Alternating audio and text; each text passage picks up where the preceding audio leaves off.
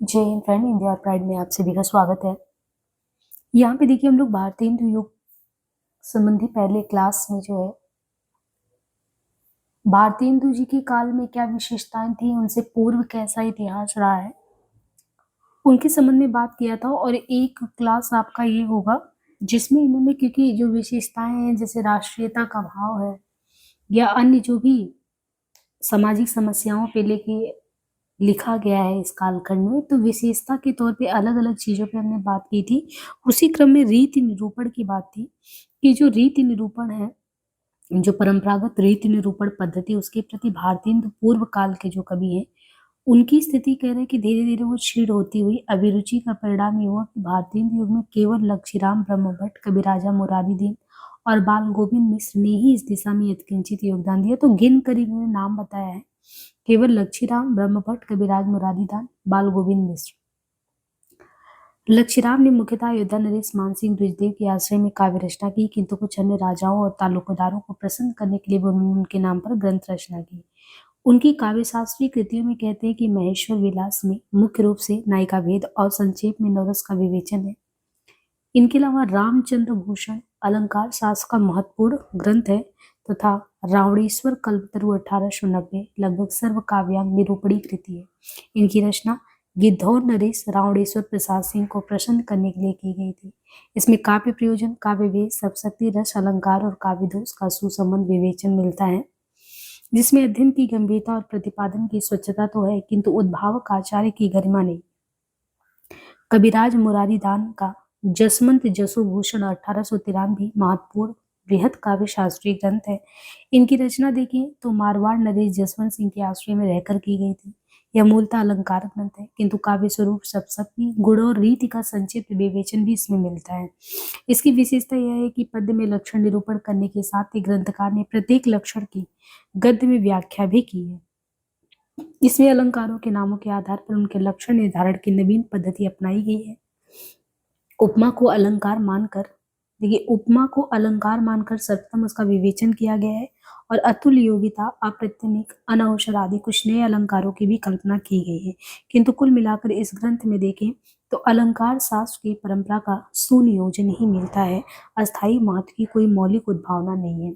इस काल के अंतिम उल्लेखनीय रीति कवि जो है वो है बाल गोविंद मिश्र, जिन्होंने क्या किया है, बासा चंद्र प्रकाश 1899 में 48 मात्रिक वाणी चंद्र के पदबद्ध लक्षण और प्राय स्वरचित उदाहरण दिए हैं। काव्य निरूपण की दिशा में, काव्यांग निरूपण की दिशा में हो तो अयोध्या नरेश प्रताप नारायण सिंह कृत रस कुसुमाकर 1894 और कन्हैयालाल पोद्दार कृत अलंकार प्रकाश 1896 भी इसी युग की कृतियां हैं, किंतु इनमें लक्षण निर्धारण के लिए पद्य के स्थान पर यदि देखें तो गद्य का प्रयोग हुआ है। अतः भारतीय हिंदू के आचार्य कवियों में इनकी गणना नहीं की जा सकती। इतना जरूर कहा जा सकता है कि हिंदी काव्य शास्त्र को पद्य की चिर परिचित सीमाओं से मुक्ति दिलाकर उसे नवीन आयाम प्रदान करने का श्रेय अगर जाता है तो किसको जाता है, भारतीय हिंदू युग को। अब बात करें समस्या पूर्ति की, तो भारतीय हिंदू युग में गृहीत रीतिकालीन काव्य शैलियों में समस्या पूर्ति पर्याप्त लोकप्रिय काव्य पद्धति थी। कवियों की प्रतिभा और रचना कौशल को परखने के लिए कवि गोष्ठियों और कवि समाजों में कठिन से कठिन विषयों पर समस्या पूर्ति कराई जाती थी। एक देखिए समस्या पूर्ति के पीछे कारण भी है कि कवियों की जो प्रतिभा और रचना कौशल है उसको परखने के लिए कहते हैं कि कवि गोष्ठियों और कवि समाजों में कठिन से कठिन विषयों पर समस्या पूर्ति कराई जाती थी।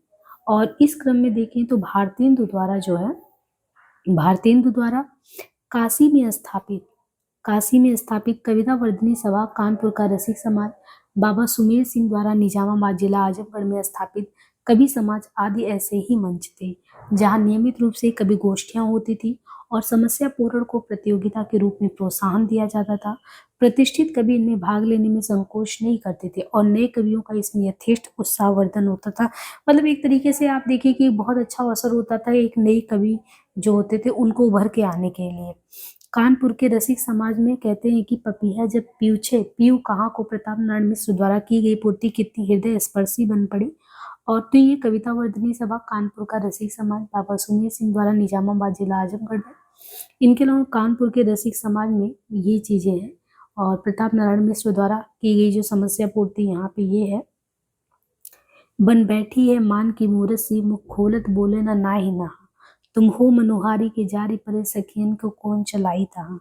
बरसा है प्रताप जो धीर धरो अब लो मन को समझायो जहाँ। ये ब्यारी तबे बदलेगी कछु पपीहा जब पूछे पियो कहाँ। समस्या पूरण के लिए उस समय परंपरागत श्रृंगारिक विषयों का ही अधिक प्रचलन था। ये दूसरी बात है कि नवीन सामाजिक परिवेश में काव्य में जिन नए नए विषयों को स्थान प्राप्त होने लगा था, कभी कभी उनकी झलक भी समस्या पूर्ति में दी जाती थी।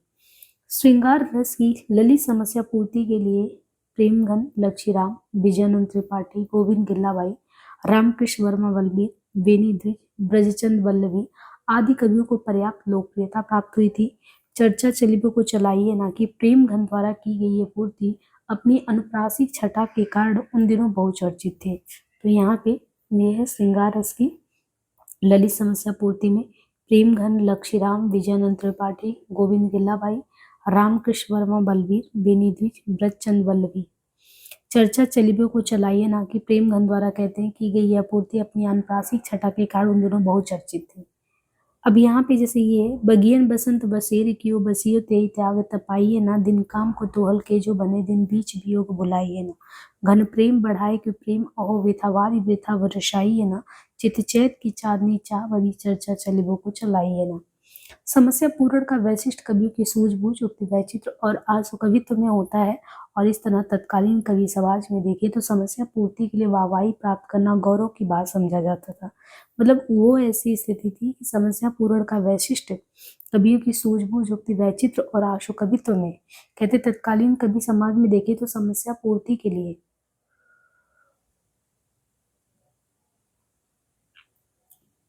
अगर उस समाज में वाहवाही हो रहा है तो बहुत गौरव की बात समझा जाता था। और इस क्रम में देखें तो अंबिका दत्त व्यास ने अपने कवि जीवन का आरंभ कविता वर्धनी सभा में कैसे किया था। अंबिका दत्त व्यास ने अपने कवि जीवन का आरंभ कविता वर्धनी सभा में पूरी अमी की कटोरिया से चिरजियो रहो विक्टोरिया रानी समस्या की पूर्ति करके किया था और इस पर उन्हें सुकवि की उपाधि भी प्राप्त हुई थी। उनके पिता दुर्गा दत्त व्यास भी ब्रजभाषा के रसिक कवि थे। उनके द्वारा संकलित समस्या पूर्ति प्रकाश उस काल की प्रसिद्ध रचना है। इस प्रकार के अन्य संग्रहों में अंबिका दत्त व्यास का समस्या पूर्ति सर्वस्व, गोविंद गिल्लाबाई का समस्या पूर्ति प्रदीप और सीतापुर निवासी गंगाधर द्विजगम का समस्या प्रकाश, ये कुछ उल्लेखनीय रचनाएं हैं। इनके अलावा नर्मदेश्वर प्रसाद सिंह के कविता संग्रह पंचरत्न में भी उनकी समस्या पूर्तियां संग्रहित हैं। इसी प्रकार यदि देखें तो भारतेंदु ग्रंथावली में भारतेंदु की समस्या पूर्तियों का भी संग्रह किया गया है। उदाहरण स्वरूप यदि देखें पिप्यारे तियारे निहारे बिना अखिया दुखिया नहीं मानत हो, तो ये भी है भारतेंदु कृत पूर्ति। ये देखिए पूछा भी जाता है समस्या पूर्ति के बारे में और ये बहुत ज्यादा आपको ये भारतेंदु काल में ही देखने को मिलेगा।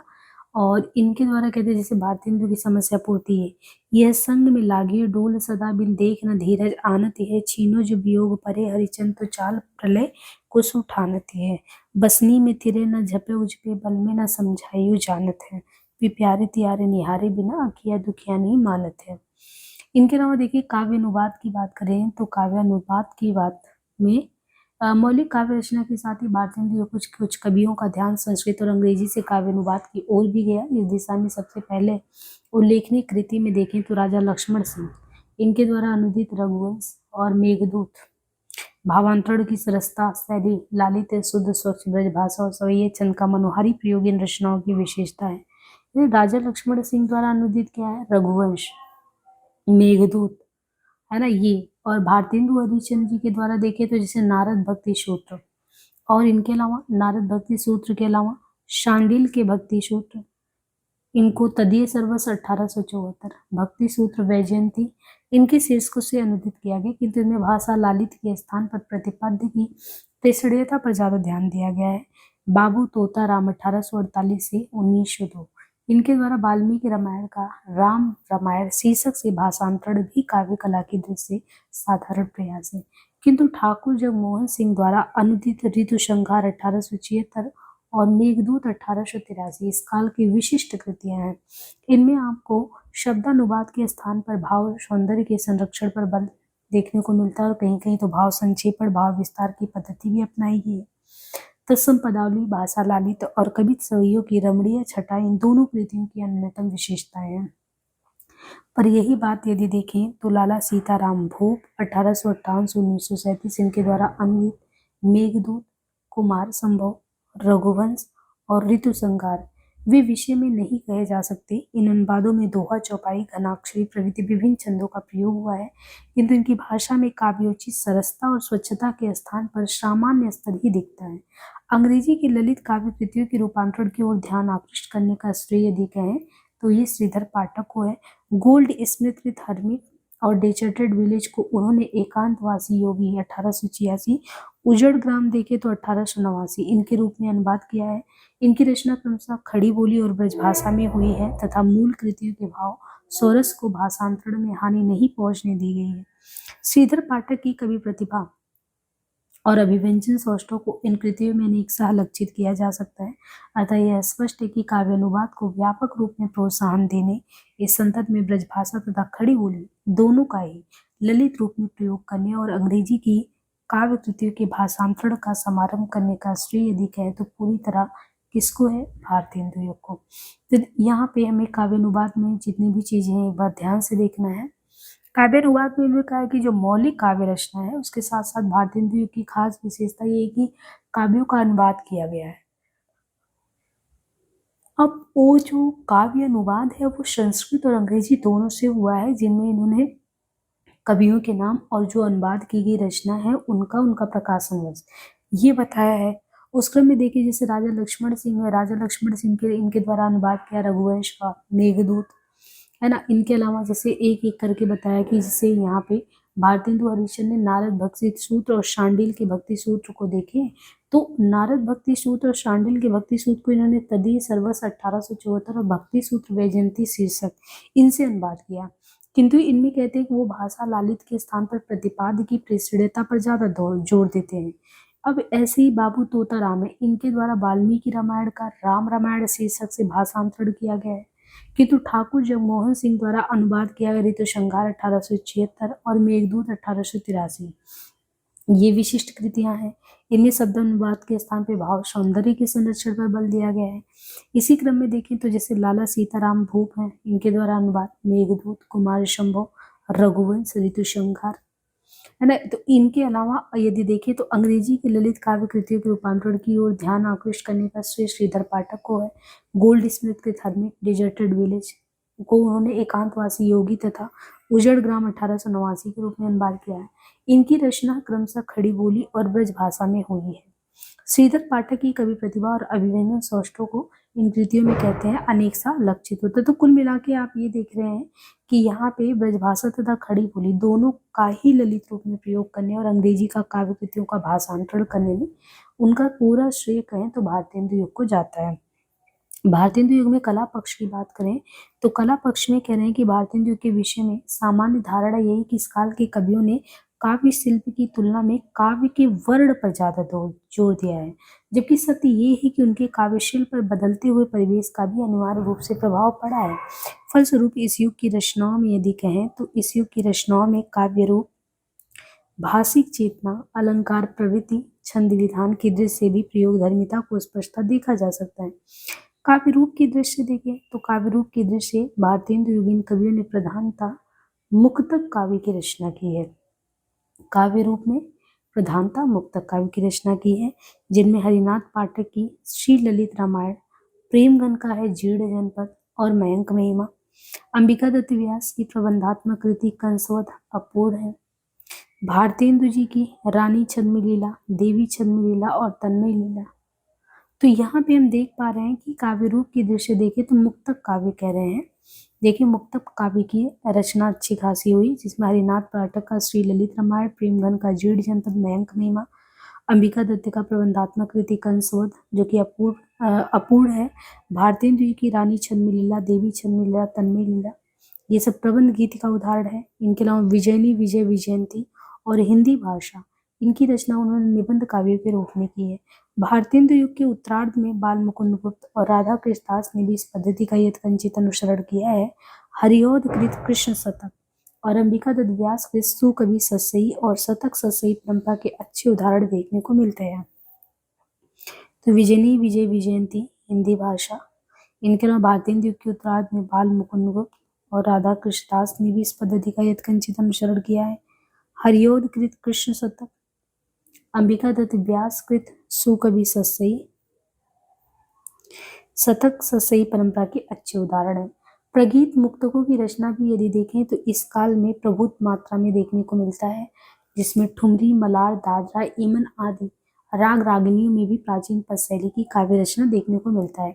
लोक संगीत की शैली भी काफी लोकप्रिय थी। उदाहरण स्वरूप यदि देखें लोक संगीत में तो उदाहरण में प्रेमघन और प्रताप नारायण मिश्र, इनकी गजलियां, भारतेंदु जी का जैसे वर्षा विनोद, प्रताप नारायण मिश्र, राधाचरण गोस्वामी और जगमोहन सिंह द्वारा रचित लावनिया भी ये भी देख सकते हैं। जैसे उर्दू का स्यापा, बंदर सभा, ये क्या है? ये व्यंग गीत हैं। ये व्यंग गीतियों से भारतेंदु द्वारा प्रवर्तित एक नवीन शैली का परिचय मिलता है। उनकी मुकरियों से भी लोक रुचि प्रेरित काव्य रचना की प्रवृत्ति की झलक मिलती है। भारतेंदु द्वारा रसा उपनाम से और प्रेमघन द्वारा उब्र अब्र उपनाम से उर्दू में गजल आदि की रचना भी उल्लेखनीय नवीन प्रयोग है। इसका एक स्वाभाविक परिणाम ये हुआ कि उर्दू कविता की बागपन का समावेश हिंदी काव्य में भी होने लगा। प्रताप नारायण मिश्र की प्रवृत्ति कसीदा, शेर, मरसिया आदि लिखने की ओर भी थी। संक्षेप में ये कह सकते हैं कि इस युग का कवि जो है वो कर्तव्य परंपरागत छंदोबद्ध मुक्तक काव्य में ही बंद कर नहीं रह गया, अपितु काव्य रूप के क्षेत्र में ये कवि यथासंभव नवीन प्रयोगों की ओर उन्मुख रहा। तो यहाँ पे आप देख पाएंगे जैसे प्रेमघन है, प्रताप नारायण मिश्र, इनकी गजलियां, भारतेंदु जी, प्रताप नारायण मिश्र, राधाचरण गोस्वामी, जगमोहन सिंह, है ना, ये सभी जितने भी हैं। अभी यहाँ पे जैसे रसा नाम से लिखते थे, प्रेमघन द्वारा अब्र उपनाम से उर्दू में गजल लिखा जाता था, प्रताप नाग। तो कुल मिला के ये कह रहे हैं कि काव्य रूप के क्षेत्र में यदि कहें कि हम भारतेंदु के कवि, तो वो नवीन प्रयोगों की ओर उन्मुख रहे हैं, वो बधे नहीं है। भाषाई चेतना की बात करें तो भारतेंदु युगीन जो काव्य आदर्श है उनमें महत्वपूर्ण स्थान क्या है? उर्दू को प्राप्त शासकीय संरक्षण के संदर्भ में हिंदी को उसके दाएं दिलाने के लिए भारतेंदु द्वारा विरचित हिंदी भाषा केवल राजनीतिक कारणों से प्रेरित रचना नहीं थी, अपितु उस समय की साहित्यिक भाषा में जो उर्दू फारसी की जटिल तत्सम पदावली का बहिष्कार भी इस रचना की देन है। एक समय आप देखो कि उर्दू को जो है ब्रिटिशर्स ने भी एक तरीके से संरक्षण दिया, और उर्दू को जब संरक्षण मिल रहा था, हिंदी को उतना नहीं मिल पा रहा था। कह रहे हैं कि यहाँ पे भारतेंदु जी ने लिखा है हिंदी भाषा नाम से जो रचना, वो केवल और केवल राजनीतिक कारण से प्रेरित रचना नहीं थी, अपितु वो तत्कालीन साहित्यिक भाषा में जो उर्दू और फारसी की जटिल तत्सम पदावली, इसका बहिष्कार भी सम्मिलित था। यूं भारतेंदु उर्दू के एकांत विरोधी नहीं थे। फूलों का गुच्छा में उन्होंने उर्दू शब्दावली का प्रचुर मात्रा में प्रयोग किया है। यहाँ तक प्रेमघन और प्रताप नारायण मिश्र, इनकी भाषा भी देखें तो अनेकशः उर्दूमयी हो गई है। मिश्रित भाषा के प्रयोग की यह प्रवृत्ति इतनी प्रचलित हुई कि प्रेमघन की भाषा पर मिर्जापुरी बोली का और प्रताप नारायण मिश्र की भाषा पर कन्नौजी का प्रभाव अनायास लक्षित हो सकता है। खड़ी बोली की चयन के विषय में, खड़ी बोली के कविताओं में व्यवहारिकता पर बल होने के फलस्वरूप ब्रजभाषा के कवि अन्य भाषाओं से सब चयन के विषय में क्रमशः अधिक उदार होते गए। अतः भोजपुरी, बुंदेलखंडी, अवधी आदि प्रांतीय भाषाओं के अतिरिक्त उर्दू और अंग्रेजी के प्रचलित शब्दावली को भी अपना लिया गया। इसके साथ ही बोलचाल के अर्थहीन शब्दों को त्याग कर नई शब्दावली की खोज की और भी कुछ कवियों का यत्किंचित प्रयास हुआ है। अब यहाँ पे इन्होंने बताया कि देखिए कहाँ कहाँ पे ये चीज़ें किस तरीके से प्रयास हुआ है। और भाषा संरचना के दृष्टिकोण से यदि बात करें तो भाषा संरचना के दृष्टिकोण से यद्यपि इस युग की किसी भी कवि की ब्रज भाषा किसी भी कवि की ब्रज भाषा पद्माकर और घनानंद की काव्य भाषा के समान परिष्कृत नहीं है। यानी भाषाई संरचना के दृष्टिकोण से कह रहे हैं कि इस युग के किसी भी कवि की अगर देखें तो ब्रज भाषा जो है, कवि की ब्रज भाषा पद्माकर और घनानंद की काव्य भाषा के समान परिष्कृत नहीं है, किंतु इनके साथ ही अनेक रीतिकालीन कवियों की भांति भाषा को कला के लिए सिद्धांत के अनुरूप शब्दजाल का जामा पहनाना भी अभीष्ट नहीं रहा है। इनके विपरीत भाषा की रागात्मक स्वच्छंदता, व्यवहारिकता के वृत्त में उनकी प्रभाव क्षमता, मुहावरों और लोकोक्तियों की प्रासंगिकता आदि विशेषताओं के महत्व को उन्होंने दृष्टि से ओझल नहीं होने दिया। भक्ति काव्य हो या श्रृंगार काव्य में कोमल कांत पदावली तथा वीर काव्य में ओजपूर्ण शब्दावली का प्रयोग इसका उदाहरण है। केवल इतिवृत्तात्मक अर्थात वर्णन प्रधान शैली इन्होंने नहीं अपनाई, अपितु चित्र भाषा, उद्बोधन, वैशिष्ट भी उनकी रचनात्मक विशेषताएं हैं। भारतेंदु और प्रताप नारायण मिश्र, इनके द्वारा होली का वर्णन जो किया गया है, होली के वर्ण में कह रहे हैं कि प्रतीक शैली का उपयोग भी उल्लेखनीय है। इनके अलावा आप देखो व्याकरणिक भूलों के निराकरण की प्रवृत्ति भी कुछ कवियों में, जैसे अंबिका दत्त व्यास, श्रीधर पाठक, बाल मुकुंद, राधा कृष्ण दास, इनमें आप कह सकते हैं कि जो व्याकरणिक भूल है वो व्याकरणिक भूलें भी देखने को मिलता है। इसका कारण ये है कि जहाँ प्रथम दोनों कवि संस्कृतज्ञ थे, वहीं अन्य दोनों आलोचक भी थे और बाल मुकुंद गुप्त भी तो भाषा विज्ञान में भी गति रखते थे। भारतेंदु युग की कुछ कवियों ने खड़ी बोली में भी काव्य रचना की है। अब वो कौन से कवि हैं जो उन्होंने खड़ी बोली में भी काव्य की रचना की, तो किंतु यह इस युग की प्रतिनिधि काव्य भाषा नहीं बन सकती। अब यहाँ पे देखना है, भारतेंदु युग के कुछ कवियों ने खड़ी बोली में भी काव्य रचना की, किंतु यह इस युग की प्रतिनिधि काव्य भाषा नहीं बन सकी। अब यहाँ पे देखिए, जैसे भारतेंदु, तो भारतेंदु जो है इनका फूलों का गुच्छा, प्रेमघन, मयंक महिमा और प्रताप नारायण मिश्र, इनकी खड़ी बोली कविताएं तो परिमाण में बहुत ही कम है। किंतु श्रीधर पाठक, इनका है एकांतवास योगी, बाल मुकुंद गुप्त, अस्फुट कविता तथा राधा कृष्ण दास, इनको खड़ी बोली का सफल पक्षधर कहा जा सकता है। सत्य तो ये है कि द्विवेदी युग में अगर देखें तो द्विवेदी युग में मैथिली, शरणगुप्त प्रभृति कवियों ने खड़ी बोली को जो काव्योचित गरिमा प्रदान की, उसकी पृष्ठभूमि का निर्माण यदि कहें तो वो भारतेंदु युग में ही होने लगा था। काव्य क्षेत्र में ब्रजभाषा और खड़ी बोली के प्रयोग को लेकर इस युग में एक प्रकार के आंदोलन का ही सूत्रपात हो गया, जिसका मूल कारण यह था कि अयोध्या प्रसाद खत्री कृत खड़ी बोली का आंदोलन 1888 में ब्रजभाषा और अवधी की रचनाओं को हिंदी साहित्य के तहत स्थान देने से ही इनकार कर दिया गया। यहाँ समझना है कि भारतेंदु युग की कह रहे हैं कि भारतेंदु युग के कुछ कवियों ने खड़ी बोली में भी काव्य रचना की है, किंतु यह इस युग की प्रतिनिधि काव्य भाषा नहीं बन पाई। भारतेंदु, इनका फूलों का गुच्छा, प्रेमघन, मयंक महिमा। अब यहाँ पे जैसे रचना है भारतेंदु जी का फूलों का गुच्छा, प्रेमघन, मयंक महिमा और प्रताप नारायण मिश्र, इनकी खड़ी बोली कविताएं तो परिमाण में कहते हैं बहुत कम है। किंतु श्रीधर पाठक का एकांतवास योगी, बाल मुकुंद का अस्फुट कविता, राधा कृष्ण दास को खड़ी बोली, इनका सफल पक्षधर कह सकते हैं। ये खड़ी बोली के सफल पक्षधर रहे हैं। सत्य तो ये कि जो द्विवेदी युग में मैथिली, शरणगुप्त, इन प्रभृति कवियों ने खड़ी बोली को जो काव्योचित गरिमा दी है, उसकी पृष्ठभूमि का निर्माण कहें तो वो निर्माण तो भारतेंदु युग में ही होने लगा था। काव्य क्षेत्र में ब्रजभाषा और खड़ी बोली के प्रयोग को लेकर इस युग में एक प्रकार के आंदोलन का ही सूत्रपात हो गया था, जिसका मूल कारण यह था कि अयोध्या प्रसाद खत्री कृत खड़ी बोली का आंदोलन 1888, इसमें ब्रजभाषा और अवधी की रचनाओं को हिंदी साहित्य के अंतर्गत स्थान देने से ही इनकार कर दिया गया था। इसका फल ये हुआ कि प्रताप नारायण मिश्र जैसे कुछ कवियों ने प्रक्रिया स्वरूप कुछ समय तक खड़ी बोली में काव्य रचना का तीव्र विरोध किया।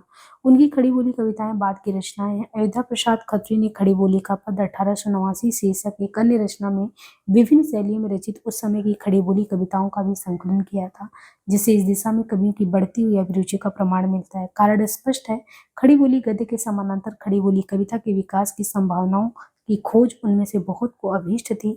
उदाहरण स्वरूप भारतेंदु की निम्नलिखित काव्य पंक्तियां यहाँ पे है। देखिए, इनमें दिया है जैसे श्री राधा माधव युगल चरण रस का अपने को मस्त बना, पी प्याला भर भर कर कुछ इसमें को भी देख मजा। खड़ी बोली की तत्कालीन कविताओं में भी कह रहे हैं कि अगर देखें तो खड़ी बोली की तत्कालीन जो कविता है उनके भी दो पक्ष थे। एक तो ये कविताएं या तो उर्दू की काव्य शैली और उनके शब्द विन्यास की ओर झुकी हुई थी, अथवा इनमें ब्रजभाषा शब्दावली और उनके क्रिया रूपों का कवियों के सहज अभ्यासवश प्रयोगवश ये रहता। ये उल्लेख भी है, अप्रासंगिक नहीं होगा किसी के कुछ कवियों की प्रवृत्ति जो विशेषता वो हिंदीतर भाषाओं में स्फुट पद रचना की ओर भी रही है। भारतेंदु और प्रेमघन ने बांग्ला, गुजराती, मराठी में अस्फुट कविताएं लिखी थी, जिनमें से कुछ उनकी नाट्य कृतियों में भी समाविष्ट है। भारतेंदु युग में यद्यपि कहते हैं कि भारतेंदु युग में यदि देखें तो लच्छीराम जैसे अलंकारवादी कवि की रचनाएं भी उपलब्ध है, तथापि समानता कवि ने रीतिकाल की रीतकाल की अलंकरण प्रवृत्ति का अनुकरण नहीं किया। आलोच्य काल की रीतिबद्ध श्रृंगारिक रचनाओं और भारतेंदु की यमुना छवि जैसी कुछ कविताओं में उत्प्रेक्षा, संदेह प्रभृति अर्थालंकारों की प्रमुखता भले ही लक्षित होती है और शब्दालंकारों के तहत अनुप्रास, यमक और श्लेष का चमत्कार उनके मन को भले ही बांधता है, किंतु समानता अलंकारों का सहज रूप में अभिनिवेश ही कवियों को अधिक अभिष्ट रहा है। भारतेंदु की कविता का पर्याप्त भाग अगर देखें तो पद शैली में रचित तथापि पारंपरिक ढंग का छंद योजना भी सभी कवियों की रचनाओं में मिलता है।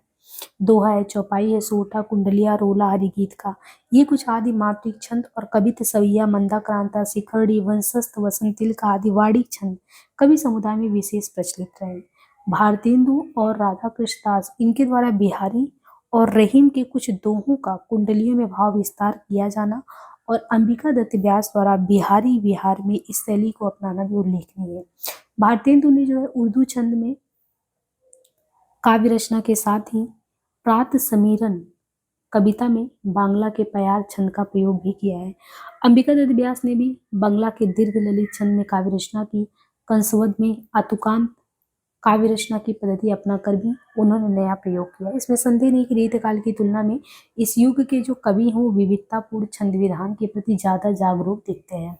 यानी अलग अलग कह रहे हैं ना कि अलग अलग छंद विधान के प्रति देखें तो विविधतापूर्ण जो छंद विधान है वो ज्यादा जागरूक यहाँ पे है। अब जो भारतीय युग के जो कवि हैं प्रमुख कवियों में उन्होंने आलोच युग में ये तो कहते हैं कि 100 से ज्यादा कवि हो जाएंगे, लेकिन अलग अलग प्रवृत्तियों के आधार पर जो महत्वपूर्ण है उनमें जैसे भारतेंदु हरिश्चंद्र है, बद्री नारायण चौधरी प्रेमगन है, प्रताप नारायण मिश्र है, जगमोहन सिंह है, अंबिका दत्त व्यास है, राधा कृष्ण दास, ये प्रमुख है। इनके अलावा भी अगर देखें तो श्रीधर पाठक हो गए, बाल मुकुंद गुप्त हो गए, हरिऔध हो गए, ये भी है। किंतु इनकी कृतित्व का बहुल अंश परवर्ती युग में ही सामने आया। यद्यपि इनकी एकाध रचना प्रवृत्तियों का उल्लेख इनके पूर्व किया जा चुका, किंतु इनकी कृतित्व का स्वतंत्र मूल्यांकन द्वितीय युग में ही उचित होगा। अब यहाँ पे देखें जैसे भारतेंदु हरिश्चंद्र। भारतेंदु हरिश्चंद्र कविवर हरिश्चंद्र 1850 से 85 इतिहास प्रसिद्ध सेठ अमीचंद की वंश परंपरा में उत्पन्न हुए थे। इनके पिता का नाम था बाबू गोपाल चंद गिरधर दास, वो भी अपने समय के प्रसिद्ध कवि थे। हरिश्चंद्र ने बाल्यावस्था में ही काव्य रचना आरंभ कर दी थी और अल्पायु में ही कवित्व प्रतिभा और सर्वोत्मुखी रचना क्षमता का ऐसा परिचय दिया कि उस समय के पत्रकार तथा साहित्यकारों ने 1880 ईस्वी में उन्हें भारतेंदु की उपाधि से सम्मानित किया। कवि होने के साथ ही भारतेंदु पत्रकार भी थे। कवि वचन सुधा, हरिश्चंद्र चंद्रिका, उनके संपादन में प्रकाशित होने प्रसिद्ध पत्रिकाएं थी। नाटक हो, निबंध हो, इनकी भी रचना उन्होंने खड़ी बोली की गद्य शैली के निर्धारण में महत्वपूर्ण भूमिका अदा की। उनकी कविताएं जो होती थी वो विविध विषय विभूषित थी। उसमें भक्ति, श्रृंगारिकता, देश प्रेम, सामाजिक परिवेश, प्रकृति के विभिन्न संदर्भों को लेकर उन्होंने विपुल परिमाण में काव्य रचना की, जो कहीं सरसता और लालित्य में अद्वितीय है और अन्यत्र यदि देखें तो अस्थूल वर्णनात्मक की परिधि को लागने में असमर्थ है। उनकी काव्य कृतियों की संख्या अगर देखें तो 70 है, जिनमें प्रेम मालिका, प्रेम सरोवर, गीत गोविंदानंद, वर्षा विनोद, विनय प्रेम पचासा, प्रेम फुलवारी, वेणुगीत आदि विशेषता उल्लेख योग्य है। वैसे भारतेंदु ग्रंथावली के प्रथम भाग में उनकी सभी छोटी बड़ी काव्य रचनाएं एक जिल्द में उपलब्ध हैं। उनकी प्रमुख विशेषता यह है कि अपनी अनेक रचनाओं में जहाँ वे प्राचीन काव्य प्रवृत्तियों के अनुवर्ती रहे हैं, वहीं नवीन काव्य धारा के प्रवर्तन का श्रेय भी उन्हीं को प्राप्त है। राजभक्त होते हुए भी वे खास बात यह है कि देशभक्त है।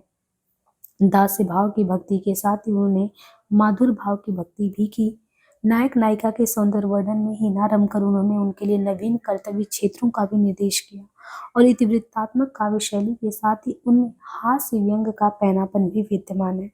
अभिव्यंजना क्षेत्र में भी उन्होंने ऐसी ही परस्पर विरोधी प्रतीत होने वाली प्रवृत्तियों को अपनाया है, जो उनकी प्रयोगधर्मी मनोवृत्ति का प्रमाण है।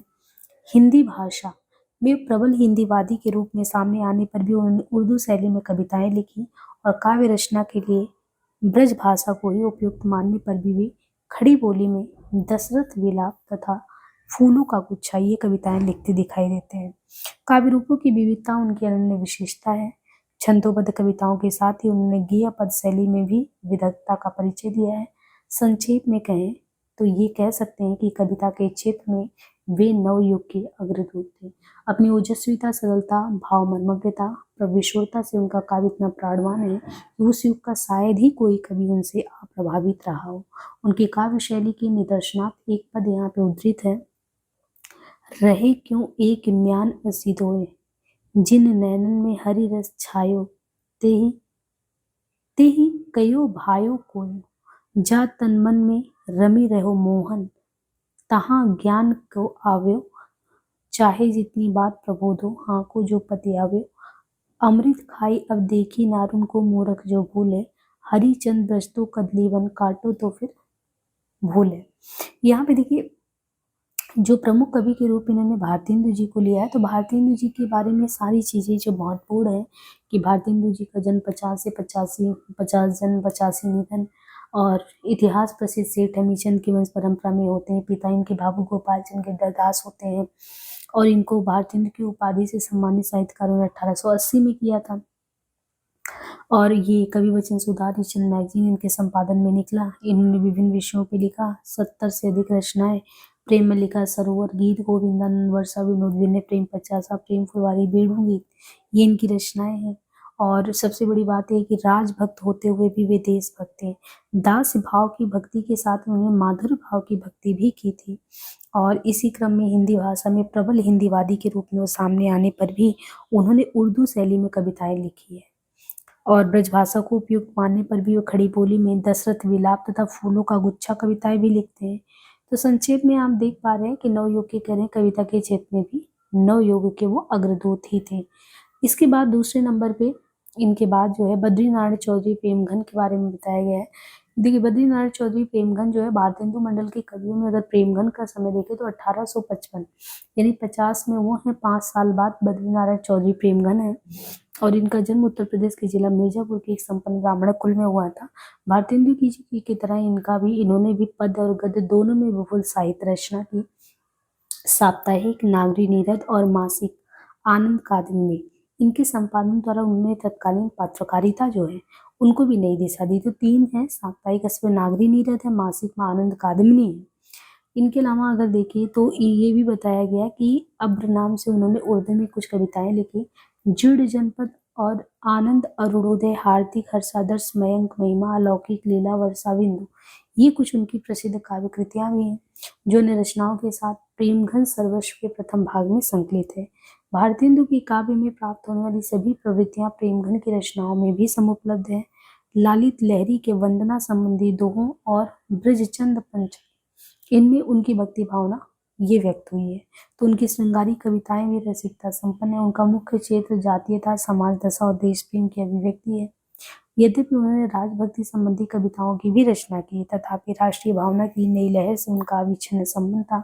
देश की दुरावस्था के कारणों और देशोन्नति के उपायों का जितना वर्णन उन्होंने किया उतना भारतेंदु की कविताओं में भी नहीं मिलता।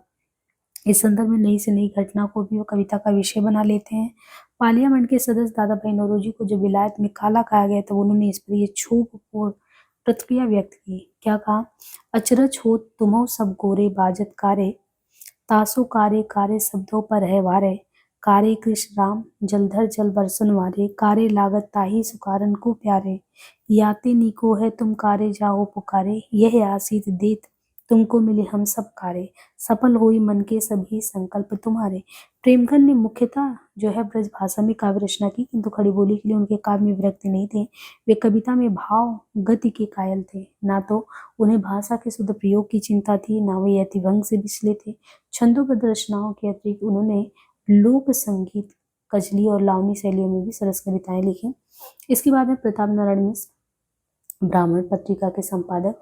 प्रताप नारायण मिश्र जो 1856 से 1894 इनका जन्म वैजे गांव जिला उन्नाव में हुआ।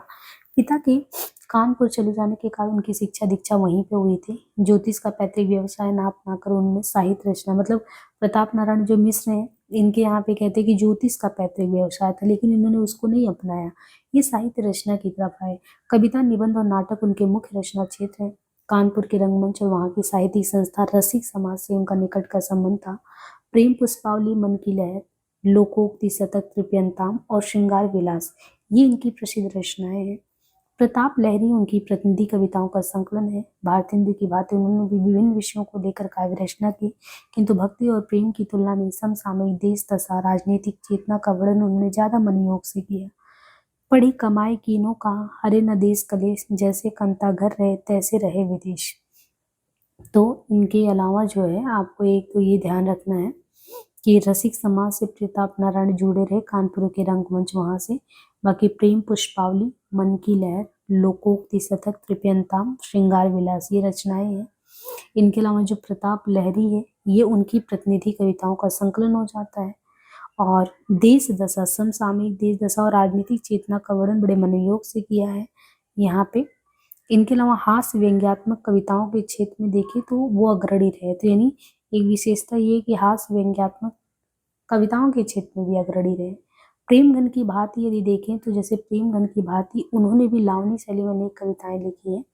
काव्य रचना के उन्होंने मुख्यतः ब्रजभाषा को ही अपनाया, खड़ी बोली से उन्हें उतना लगाव नहीं था।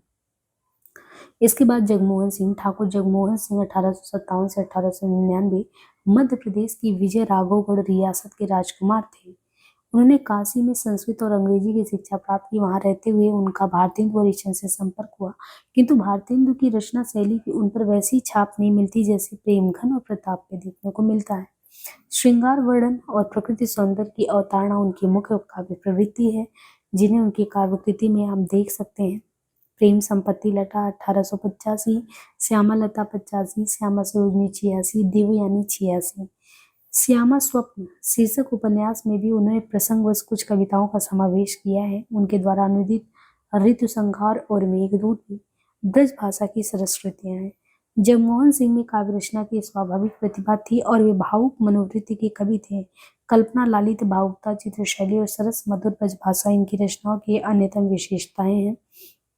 तो ठकमुर जगमोहन ये हो गए, है ना। काशी में संस्कृत और भारतेंदु हरिश्चंद्र से संपर्क, प्रेमघन, प्रताप नड़मिस और इनके बारे में बताया गया। इनकी काव्य कृतियों में कौन सी काव्य कृतियां इनकी हैं? प्रेम संपत्ति लता, श्यामा लता 85, श्यामा सरोजनी 86, देवयानी 86। श्यामा स्वप्न शीर्षक उपन्यास में उन्होंने प्रसंगवश कुछ कविताओं का समावेश किया। उनके द्वारा अनुदित ऋतु संहार और मेघदूत भी ब्रजभाषा की सरस कृति है। जगमोहन सिंह में काव्य रचना की स्वाभाविक प्रतिभा थी और भावुक मनोवृत्ति के कवि थे। यहाँ पे जैसे है, कुलकानी तजी कुरुलोगन में बसीके सब बैन कुबैन सहा, पर लोक न साय सबे विधि सो उन्मत कुमारक जान कहा। अंबिका दत्त व्यास, कविवर दुर्गा दत्त व्यास के पुत्र अंबिका दत्त व्यास जो है काशी निवासी सुकवि थे। वे संस्कृत और हिंदी के अच्छे विद्वान थे और दोनों भाषाओं में साहित्य रचना करते थे। तो यहाँ पे हमें ये देखना है कि अंबिका दत्त व्यास जो है ये दुर्गा दत्त व्यास के अंबिका दत्त व्यास जो है सुकवि यानी उनके पुत्र हैं। संस्कृत और हिंदी के अच्छे विद्वान, दोनों भाषाओं में साहित्य रचना करते थे। पीयूष प्रभा के संपादक के रूप में भी अंबिका दत्त व्यास ने अपनी प्रतिभा का परिचय दिया है। उनकी काव्य कृतियों में देखें तो पावस 50 1886, सुकवि ससी 1887, हो होरी 1891 ये उल्लेखनीय है। इनकी रचना ललित ब्रजभाषा में हुई है। उन्होंने खड़ी बोली में उन्होंने क्या लिखा? खड़ी बोली में उन्होंने कंसवध लिखा है, किंतु इनकी केवल 3 सर्ग हैं। बिहारी विहार उनकी एक अन्य प्रसिद्ध रचना है, जिसमें महाकवि बिहारी के दोहों का कुंडलियाचल में भाव विस्तार है। उनके द्वारा लिखित समस्या पूर्ति भी उपलब्ध है। अपने नाटकों में भारत सौभाग्य, गो संकट नाटक भी उन्होंने कुछ गेय पदों का समावेश किया है। व्यास जी की प्राचीन भारतीय संस्कृति में गहन आस्था थी, जिसे प्रत्यक्ष रूप में व्यक्त करने के अतिरिक्त उन्होंने पाश्चात्य सभ्यता की कमियों पर भी व्यंग किए हैं। उन्होंने सरल और कोमलकांत पदावली के प्रयोग को वरीयता दी। सुकवि सतसई के निम्नलिखित दोहों में स्वच्छ सरस ब्रज भाषा में कृष्ण के प्रति भाव निवेदन है। सुमिरत छवि नंद नंदन की विस्तृत सब दुखदन, होत आमंद आनंद ही मिलत मनो सुखकन। राधा कृष्ण दास भारतेंदु हरिश्चंद्र के हैं फुफेरे भाई राधा कृष्ण दास। बहुमुखी प्रतिभा के धनी थे ये। कविता के अलावा उन्होंने नाटक, उपन्यास, आलोचना के क्षेत्रों में भी उल्लेखनीय साहित्य रचना की। उनकी कविताओं में भी भक्ति, श्रृंगार, समकालीन सामाजिक राजनीतिक चेतना को विशेष स्थान प्राप्त हुआ है। भारत बारहमासा और देश दशा समसामयिक भारत के विषय में उनकी प्रसिद्ध कविताएं हैं। कुछ कविताओं में प्रसंगवश प्रकृति के सुंदर चित्र भी उकेरे गए हैं। राधा कृष्ण प्रेम के निरूपण में भक्तिकाल और रीतिकाल की वर्णन परंपराओं का उन पर समान प्रभाव है। ये राधा कृष्ण दास है ना, और उनकी रचना और सवैया है। मोहन किया मोहिनी मूरत, जिय सो भूलत नाहि भुलाए, छोरन चाहत नेह को नातों को विधि छूटत नाहि छुड़ाए। राधा कृष्ण की कुछ अन्य कविताएं राधा कृष्ण ग्रंथावली में भी संकलित है, किंतु उनकी अनेक रचनाएं अभी भी अप्रकाशित है। अंबिका दत्त व्यास की परंपरा में उन्होंने भी रहीम के दोहों पर कुंडलियां रची है। ब्रजभाषा की कविताओं में मधुरता और खड़ी बोली की रचनाओं में प्रसादिकता भी है। अन्य कवियों में इन्होंने भारतीय युग में समसामयिक सामाजिक राजनीतिक परिवेश के प्रति जिस जागरूकता का उदय था, उसका निर्वाह उस काल के गौड़ कवियों में नहीं मिलता। उनकी रचनाओं में भक्ति भावना, श्रृंगार वर्णन की प्रमुखता रही है। इस संदर्भ में सर्वप्रथम कहते हैं नवनीत चतुर्वेदी है, इनका नाम आता है। नवनीत चतुर्वेदी का कुब्जा पचीसी ये रीति पद्धति की सरस रचना है। इनके शिष्य में जगन्नाथ दास रत्नाकर, ये आगे चलकर विशेष ख्याति प्राप्त किए हैं। गोविंद किल्ला भाई, श्रृंगार सरोजनी, पावस पयोनिधि, राधामुख खोड़सी, ये भी एग्जाम में क्वेश्चन पूछा गया है, आया हुआ क्वेश्चन है। ये गोविंद गिल्ला भाई ये थे। इनके अलावा यदि देखें तो जिनमें राधा कृष्ण के संदर्भ में प्रेम सौंदर्य का वर्णन है। दिवाकर भट्ट करके हैं, इनके द्वारा नक्सिक 1884, नौढ़ा रत्न 1888 भी रीति पद्धति की रचनाएं हैं। रामकृष्ण वर्मा बलवीर पचासा, सूर्यपुराधीश, राजेश्वरी प्रसाद सिंह प्यारे कृत प्यारे प्रमोद, गुलाब सिंह प्रेम ससी, राव कृष्णदेव शरण सिंह गोप को प्रेम संदेशा भी ये श्रृंगार रस की कृतियां हैं। इनके अनेक चंदों में नायक नायिका की मनोदशा का वर्णन है। श्रृंगार परंपरा के कवियों में वेणी द्विज, हनुमान ब्रजचंद बल्लभी और नक्शेदी त्रिपाठी ये भी हैं। श्रृंगारेतर विषयों में देखें तो श्रृंगारेतर विषयों में अस्फुट छंद रचना का भी प्राय उल्लेख है। ये संदर्भ में राधा चरण गोस्वामी के नौ भक्तमाल, गोविंद गिल्लाबाई के नीति विनोद और दुर्गादास व्यास के अद्मोद्धर राज शतक ये उल्लेखनीय है। संक्षेप में हम कह सकते हैं कभी अभी भक्तिकाल और रीतिकाल के परिवेश में ही जी रहे थे, वैसा ही भाव विन्यास और उसी ढंग का व्यंजना शैली, कभी समस्या पूर्ति में, कभी दो चार स्फुट छंदों में नवीन विषयों को ग्रहण करने पर भी ये ब्रज भाषा की परंपरागत काव्य वृत्ति से ही संतुष्ट रहे। सत्य तो ये है कि विषय और भाषा के संबंध में स्कूट की कवियों के पूर्वाग्रह का ही परिणाम ये हुआ कि कालांतर में काव्य क्षेत्र में ब्रज भाषा का स्थान जो है वो खड़ी बोली ने ले लिया। यहाँ पे जो नाम है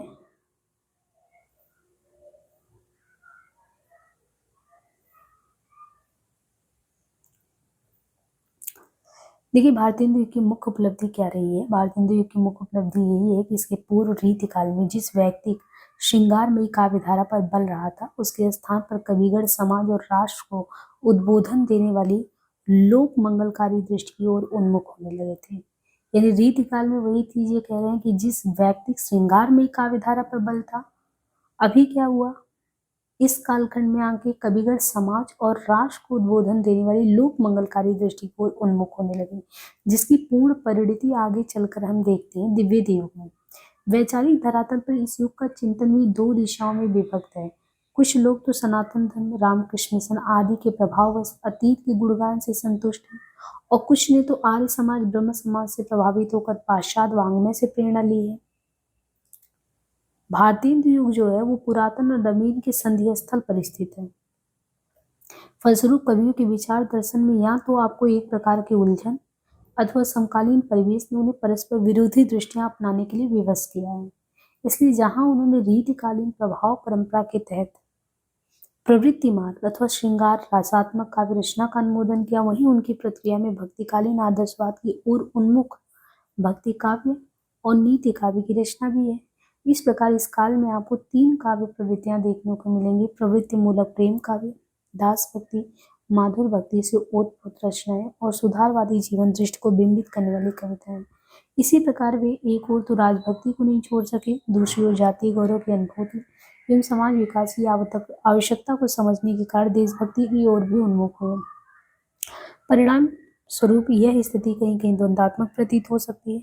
ईस्ट इंडिया कंपनी के दमनकारी शासन के उपरांत विक्टोरिया की सुधारवादी शासन नीति उस समय काफी लोकप्रिय थी, अतः शासक वर्ग की उदारता के गुणगान को राष्ट्रीयता विरोधी प्रवृत्ति समझना भूल होगा। तीसरी बात यह है कि जहां उन्होंने एक तरफ तो गद्य रचना के लिए ब्रज के स्थान पर खड़ी बोली को माध्यम के रूप में अपनाकर युग के अनुरूप स्वस्थ दृष्टिकोण का परिचय दिया, और परिणाम स्वरूप जहां वे नवीन विषयों की ओर अनायास प्रवृत्त हुए, वहीं उन्होंने कविता के लिए क्या किया, कविता के लिए प्राय ब्रज ही उपयुक्त समझा। गद्य और पद्य की इस विभेदक रचना दृष्टि का यही परिणाम हुआ कि अपने काव्य में वे नवीन विषयों को स्वतंत्र रूप में नहीं अपना सके।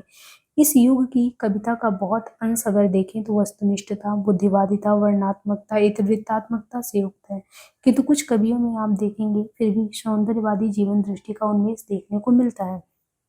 श्रीधर पाठक, जगमोहन सिंह, इनकी कविताएं इस संदर्भ में विशेष उल्लेखनीय है।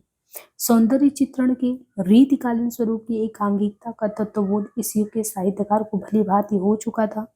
फलस्वरूप कवियों ने श्रृंगार और भक्ति की रोमानी परिवेश में अब ना रहकर मानव को सर्वांगीण रूप में, तो मानव को सर्वांगीण रूप में देखने का जो प्रयास किया, ये दूसरी बात है कि इसकी सही परिणति आप देखेंगे तो विभिन्न चरणों में होते हुए वर्तमान युग में हो पाया। किंतु बात ये भी है कि शुरुआत तो यहाँ से हुआ। अंत में यही कहना समीचीन होगा कि भारतीय युग के कवियों की सबसे बड़ी विशेषता प्राचीन और नवीन का समन्वय करने में है। वर्ण विषयों के संदर्भ में तो इस कोटि का प्रयास प्राय सर्वत्र ही है। अभिव्यंजना पक्ष में भी उन्होंने अधिकतर व्यवहारिक दृष्टिकोण ही अपनाया है। अब यहाँ पे गद्य साहित्य इसमें शुरू होगा, है ना, भारतीय युग संबंधी। तो इसे नेक्स्ट पार्ट में देखेंगे। आज के लिए इतना ही, धन्यवाद।